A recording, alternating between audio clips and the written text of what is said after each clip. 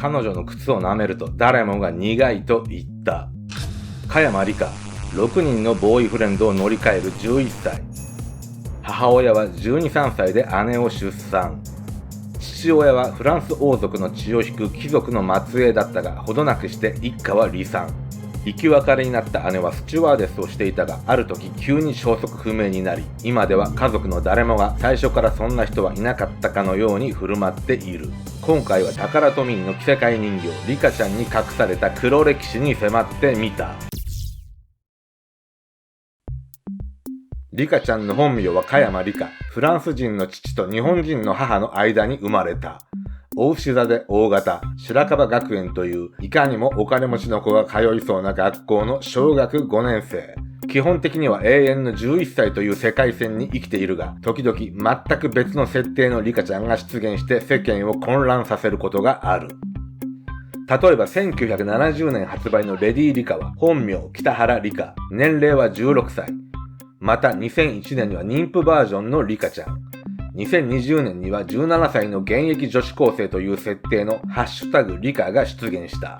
これらは別の世界線を生きる存在として、ユーザー側には違う本を読むような感覚で付き合うことが求められる。あまり事情を知らない者には一人っ子と思われがちだが、実はリカちゃんには双子の妹、その下にさらに三つ子までいる6人兄弟、なかなかの大家族だ。しかし加山家には隠された黒歴史があった。実はリカちゃんには行方不明の姉がいたのだ。姉の名はリエ、職業はスチュワーデス。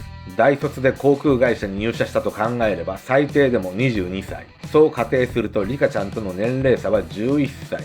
母親のオリエの年齢が33歳ということを考えると、いろいろと辻褄が合わなくなることに気がつく。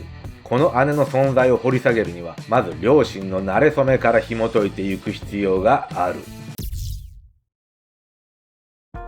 父親はフランス人のピエール。オーケストラの指揮者として成功している音楽家というだけでなく、祖先が王様という名門ミラモンド家の血を引く貴族の末裔だ。母親のオリエはピエールより3歳年下。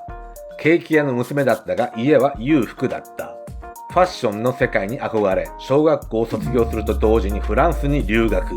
この時点ですでに一般人の常識を超えた世界で生きていたオリエだが、その後の人生も相当やばかった。小学校を卒業したばかりのオリエがフランスに留学してすぐピエールと出会った。出会うだけなら問題なかったが、なんとこの後間もなく妊娠。生まれた子はリエと名付けられたが、世間体もあり、ピエールの母親の子として育てられた。ピエールとオリエは、オリエが20歳になるのを待って結婚。結婚式はベルサイユ宮殿で挙げた。もちろんこれは貴族にしか許されない。結婚後すぐにできた2人目の子供がリカちゃんだ。日本でファッションの勉強をしたかったオリエは4人で日本で暮らすことを望んだ。しかしフランスの名門であるピエールの両親が大反対。特に長女のリエを手放そうとしなかった。こうした背景もあって結局ピエールとオリエ、リカちゃんだけで日本に住むことになった。こうして日本に移り住んだリカちゃん一家だったが、フランスの名門一家で育った父ピエールにとって日本は居場所が見つけられなかった。満足な仕事もなく日本に馴染めなかったピエールはオリエとリカちゃんを残してフランスに帰国。日本では入籍していなかったのでオリエは未婚の母となった。シングルマザーの母親と二人暮らしの母子家庭で物心ついたリカちゃんは生き別れのパパのことが少し悩みと漏らしたという。フランスに帰国したピエールはパリのシャンゼリゼ通りにあるアパートで長女のリエと二人暮らし。一人親でも立派に成長したリエは大空への夢と憧れの日本へ行ってみたかったからという理由から国際線のスチュワーデスになった。一方、日本でリカちゃんと二人暮らしの母オリエはデザイナーとして活動する傍らブティック経営も成功させていた。そんな折、モード日本デザインコンクールに入賞。パリで開かれるコンクールに参加するため飛行機に搭乗する。しかし長時間のフライトでオリエは気分が悪くなってしまう。そんなオリエを介抱したスチュワーデスがリエだった。あなた、お名前は？お父様は何をなさっているの？私、加山リエです。父はフランス人でオーケストラの指揮者をしています。母は日本人です。でも事情があってパリで父と暮らしています。この時点で色々と突っ込みどころの多いストーリーだが、こうして親子の再会を果たした後、なぜかリエは織江の経営するブティックに転職。めでたしめでたしと思いきや、ある時リエは突然姿を消した。しかも最初からそんな人物は存在していなかったかのように、リエの失踪について説明する者はいなかった。当初リカちゃんの両親は職業や年齢などの細かい設定がされていなかった。そのうち織江の年齢が33歳に設定されたため、すでに成人している娘がいる設定だと10代前半で織江が妊娠したということになってしまう。日本で子供向けに販売される人形の設定としては不適切であるという理由からリエの存在が消されたという説が有力視されている。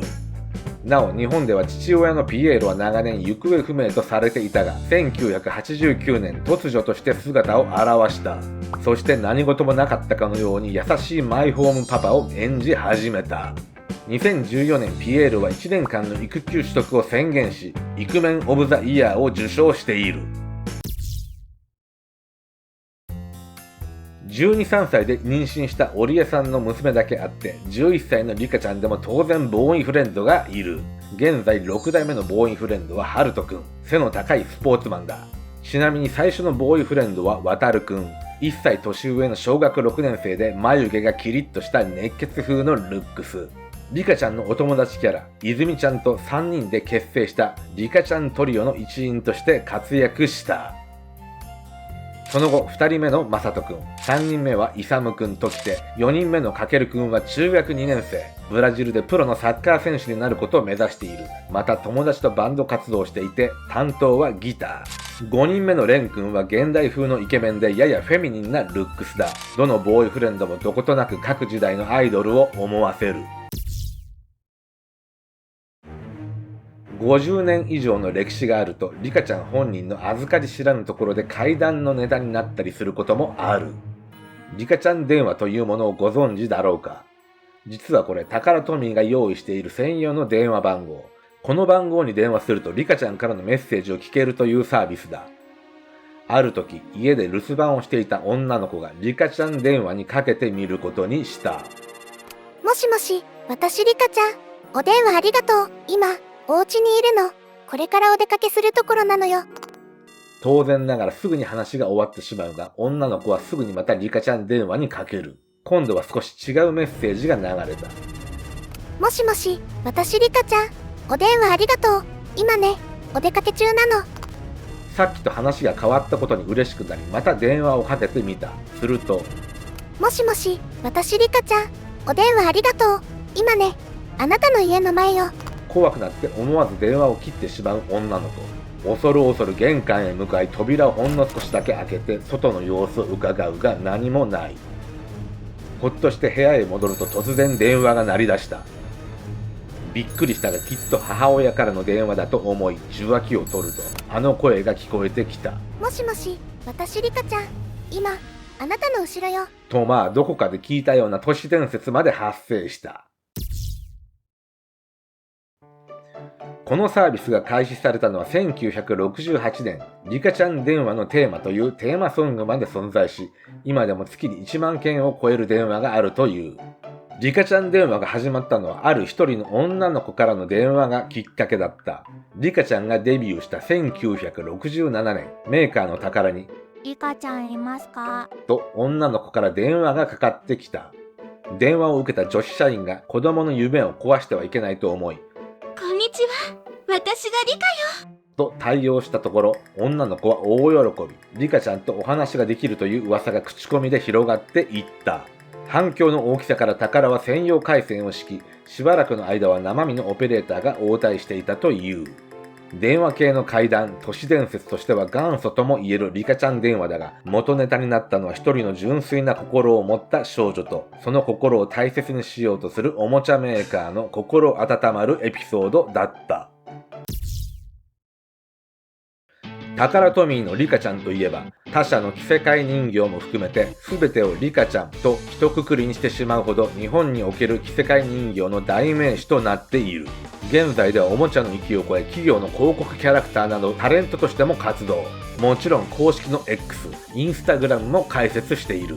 しかしデビュー当時には存在していなかったインターネットの世界では悪気はなくともちょっとしたことで炎上してしまう。2020年10月21日、当時ツイッター内では個人情報を勝手に暴露しますというハッシュタグがトレンド入りしていた。タカラトミーの公式ツイッターはこれに便乗し、リカちゃん電話サービスの告知をすることにした。そしてリカちゃんの誕生日、星座、身長、体重、電話番号、公式のプロフィール画像を添付して投稿。これらはもともと公開情報なので特に問題ないもののはずだが、女の子の個人情報を暴露しちゃいますねという言い方がまずかった。性犯罪を想起させるとしてネット民の反発を食らい炎上。さらに、久しぶりに電話したら昨日の夜はクリームシチュー食べたって教えてくれました。こんなおじさんにも優しくしてくれるリカちゃんと連投して火に油を注ぐ。中にはネットではよくあるネタだと擁護する人もいたが、否定的な意見が多数派だった。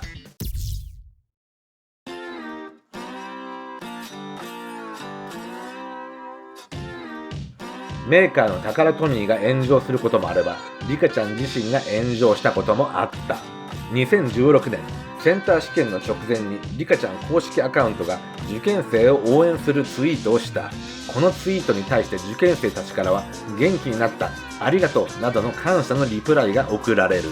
ここまでなら平和だったのだが、翌日のセンター試験初日、国語の問題に取り掛かった受験生たちは驚き困惑することになった。前日に自分たちを応援してくれたリカちゃんがあろうことが問題文に登場したのだ。これをなかなか面白いことするじゃないかと笑って済ます余裕は試験当日でピリついている受験生にはなかった。センター試験終了後、リカちゃん公式ツイッターのリプ欄は荒れに荒れて地獄絵図となった。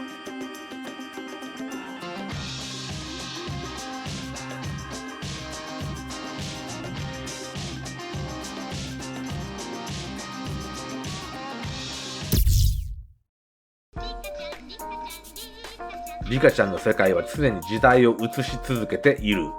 初代が発売された1967年はミニスカートブームだったからか、リカちゃんの衣装もミニスカートが多い。なお、初代リカちゃんは瞳の白い星が一つで少し寂しげな表情だ。1972年から発売された2代目リカちゃんの瞳の星は白2つ、茶色1つと少し華やかになっている。1982年に登場する3代目は少し垂れ目のあどけない顔立ち。当時のアイドルブームを反映しているようだ。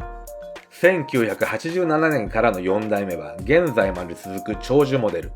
初代に比べ身長が1センチ高くなり、スタイルが良くなった。現行リカちゃんのバリエーションモデルは全てこの4代目を基本に作られている。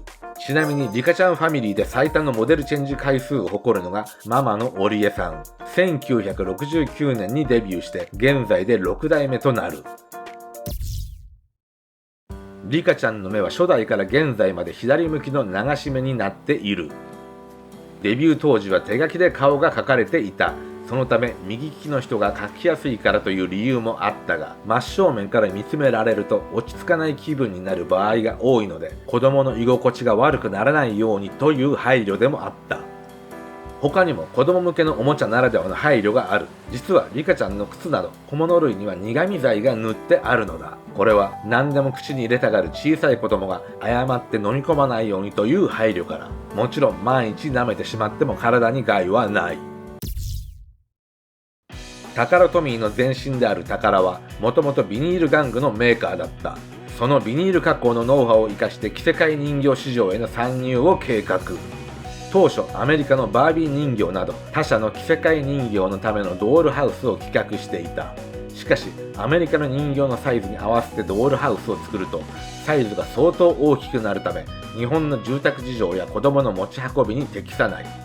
いっそのこと、全てを日本人向けに最適化したサイズで作ったらどうか。